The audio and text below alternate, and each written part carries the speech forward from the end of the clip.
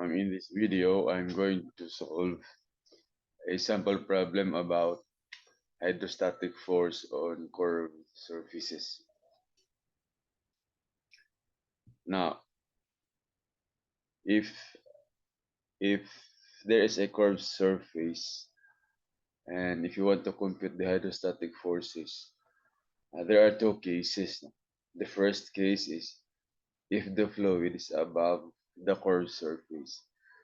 So, pag curved surface, the hydrostatic force is expressed in components and not the resultant.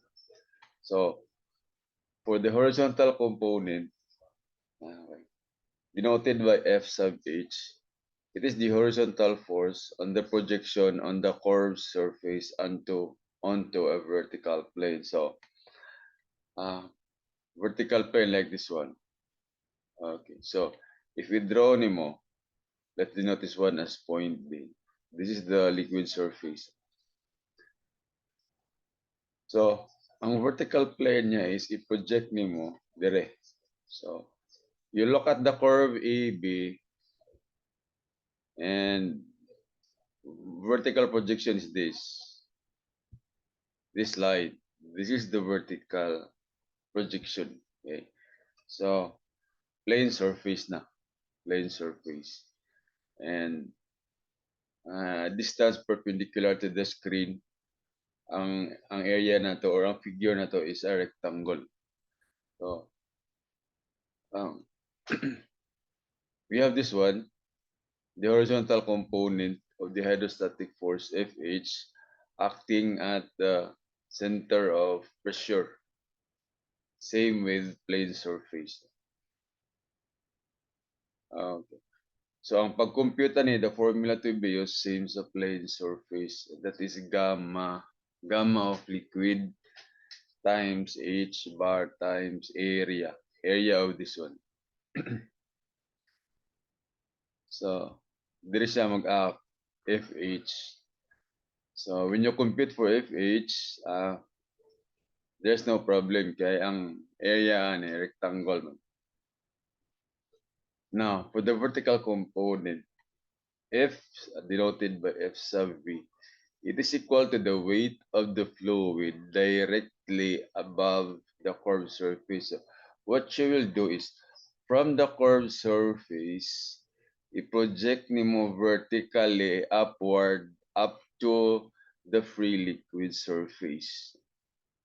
Like this one. So, from the curve AB, i-project nimo directly above the curved surface, vertically above the curved surface. So, from AB, i-project nimo ni upward up to the liquid surface. Same with B. Okay. So, now, using liquid properties or fluid properties, weight is equal to specific weight times volume. Okay. Okay, and the formula is this. Gamma times volume or mass density times G times volume. Now, volume is equal to area times length perpendicular to the screen.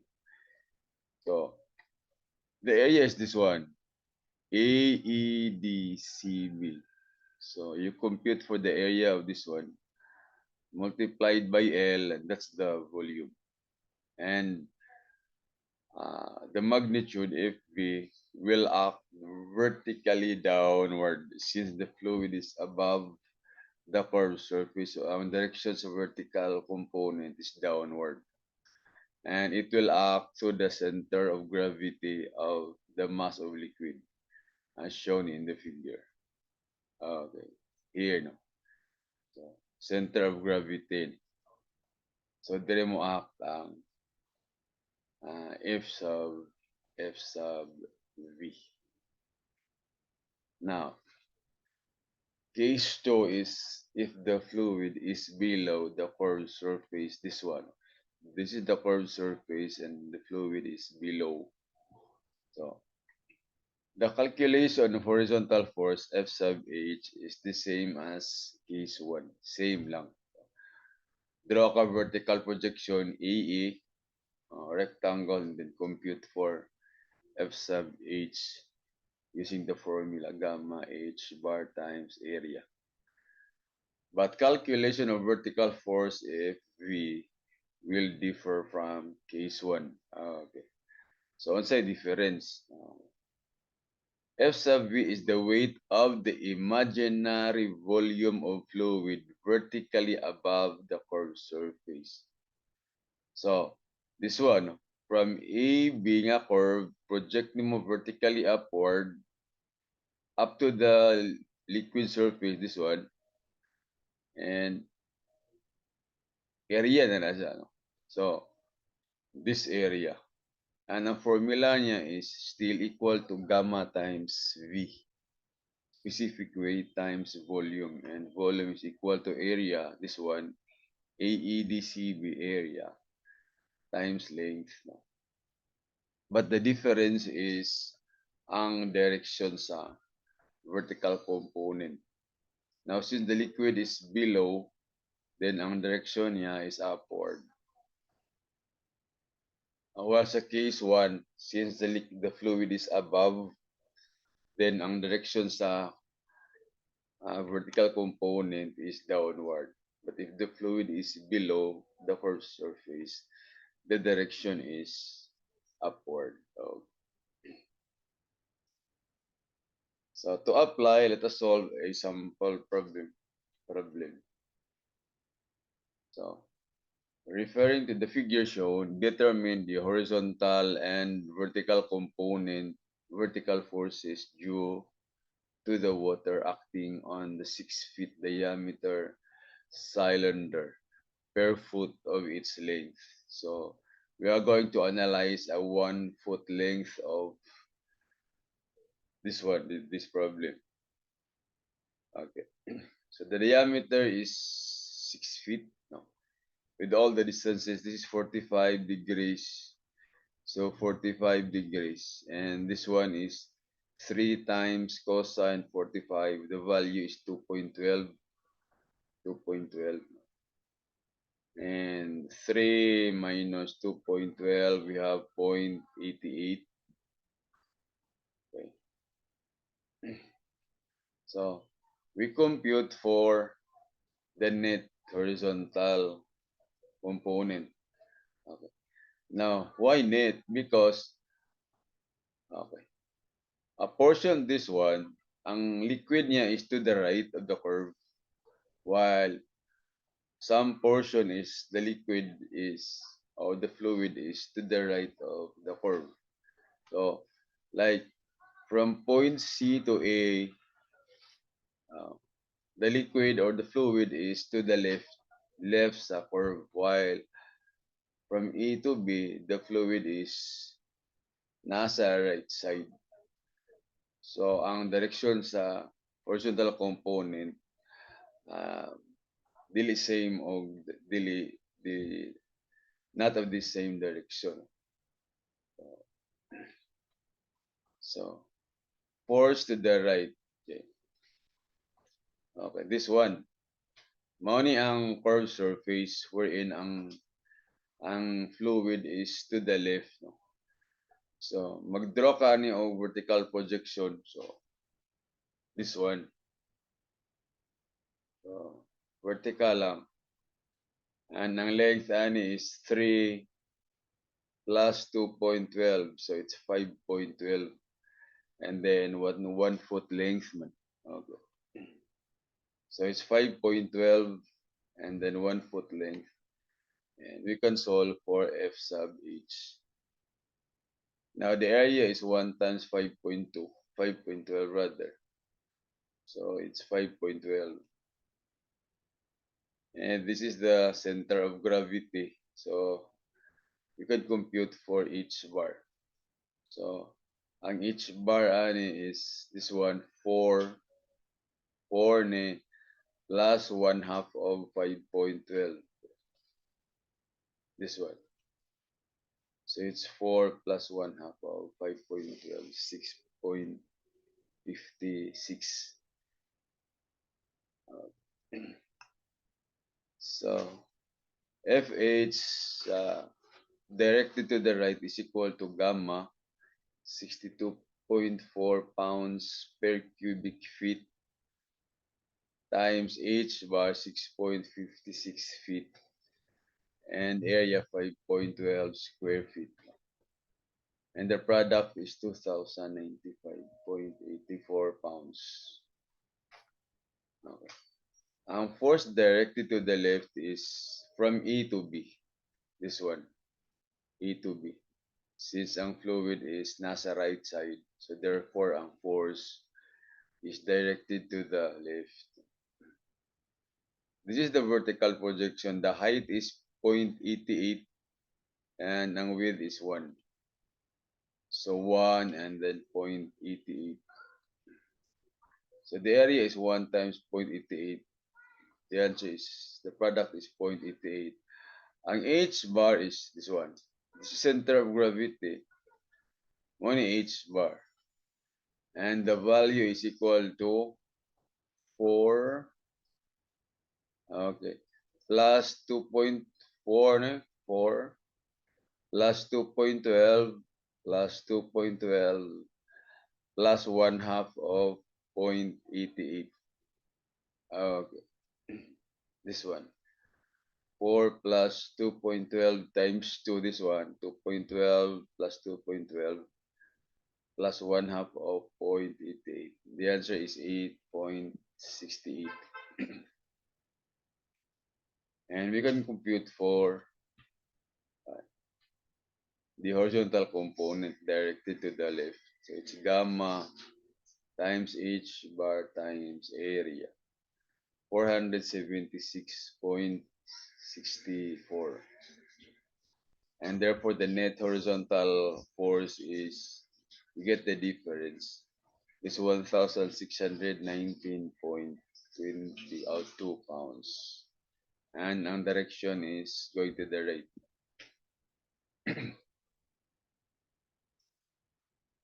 Okay.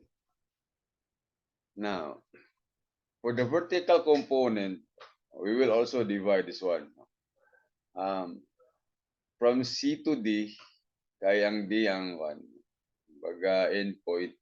C to D, the flow is above the curve. While from DAB, for DAB, the fluid is below the curve. Okay. Upward force. Ang upward force is, it means na the fluid is below the curve. Kaya upward man ang direction sa force. That would be the portion from D to B. This one. Okay. Kanang a portion, the fluid is below the curve. So what you will do is, i-project nimo from D to B, i-project nimo upward, ipa-intersect nimo sa liquid surface. So project D going to E, and then ang B going to F. This one. Okay. So this will be our area. This will be our area. And since F sub V is equal to gamma times volume, and volume is area times L. So sometimes it's difficult to determine the area. So diya maglisod sa ang pagkuha sa area. Okay. So the area is this.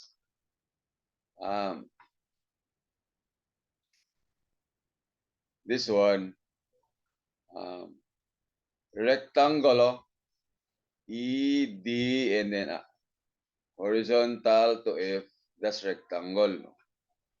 Plus this one, triangle. Okay, rectangle, 1, 2, 1, 2, 3, 4. Rectangle plus triangle, 1, 2, 3, and then sector. And the angle is 135, 45 man eh. So 45 degrees. And also this one 45, yeah, plus 90, 135. Okay. The area of a sector is 1/2 times r squared times theta, where theta must be expressed in radians. Okay, we have this one. 5.12 times 6.12 is equal to is this one. This is 5.12. Ah, 5.12. This one, it's 3 plus 2.12. So, balikan nga length, 3 plus 2.12. That's 5.12. Ang height niya, 6.12. This one. And then triangle then, 1/2, 2.12 times 2.12. This one. 1/2 BH. And then sector na yun. 1/2 r squared theta na yun. 135 times conversion factor. And the area is this one. 44.184.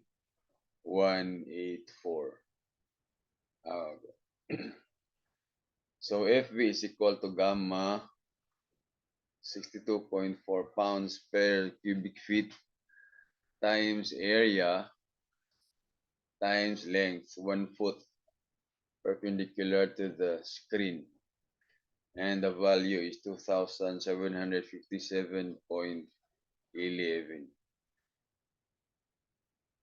Okay. Now, for the downward force, ang part sa curve na is from C to D. This one, C to D. So again, what we will do is i-project na to vertically from C to D. Ang C, project upward. D, project po upward. Ipa-intersect sa liquid surface. This one. So, once sa area, ano eh? Okay. The area is this. This one, no? Rectangle, 1, 2, 3, 4. Rectangle plus triangle, 1, 2, 3, minus sector. So again, rectangle plus triangle minus sector. Okay. So this is 0.88, K3, mani 3, and minus 2.12. So it's 0.88 times 6.12, this one. Yeah, triangle 1/2 base times height minus sector, and the angle is 45 degrees. So 1/2 r squared times theta in radians. So you multiply by pi over 180. And after solving for the area, compute for the horizontal, a vertical component rather. And we have this one. So after this, you get the difference. That's the net vertical component. Oh, and the direction here is upward. Kaya mas bigger ang upward kaysa downward. Okay, so mas tricky ang vertical, ang pag-solve sa area. Now, there's an alternate solution to this. So, ang alternate solution is once lang mag-solve o component. So, what we will do is ang area, like sa horizontal component, ang projected area is isubtak na to daan. Okay, like this one.